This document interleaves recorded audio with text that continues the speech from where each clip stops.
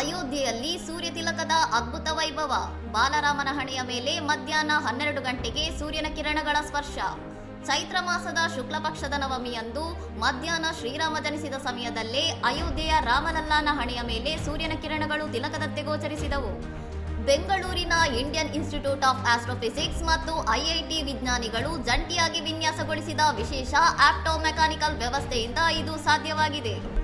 ಮಂದಿರದ ಶಿಖರದ ಮೇಲಿರುವ ಕನ್ನಡಿಗಳು ಮತ್ತು ಲೆನ್ಸ್ಗಳ ಮೂಲಕ ಸೂರ್ಯನ ಬೆಳಕು ಗರ್ಭಗುಡಿ ಪ್ರವೇಶಿಸಿ ಬಾಲರಾಮನ ಹಣೆಯ ಮೇಲೆ ಸರಿಯಾಗಿ 58 ಮಿಲಿಲೀಟರ್ ಗಾತ್ರದ ತಿಲಕವಾಗಿ ಮೂಡಿತು.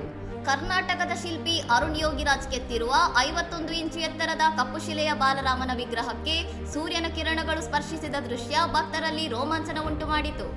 ಆಧುನಿಕ ವಿಜ್ಞಾನ ಮತ್ತು ಭಾರತೀಯ ಪ್ರಾಚೀನ ಸಂಪ್ರದಾಯದ ಅದ್ಭುತ ಸಂಗಮಕ್ಕೆ ಈ ಐತಿಹಾಸಿಕ ಕ್ಷಣ ಸಾಕ್ಷಿಯಾಗಿದ್ದು, ಪ್ರತಿ ವರ್ಷ ರಾಮನವಮಿಯಂದು ಇದೇ ರೀತಿ ಸೂರ್ಯ ತಿಲಕ ಗೋಚರಿಸಲಿದೆ. ಇನ್ನಷ್ಟು ಸುದ್ದಿಗಳಿಗಾಗಿ ನೋಡ್ತಾ ಇರಿ ಸೌರಂ ಟಿವಿ.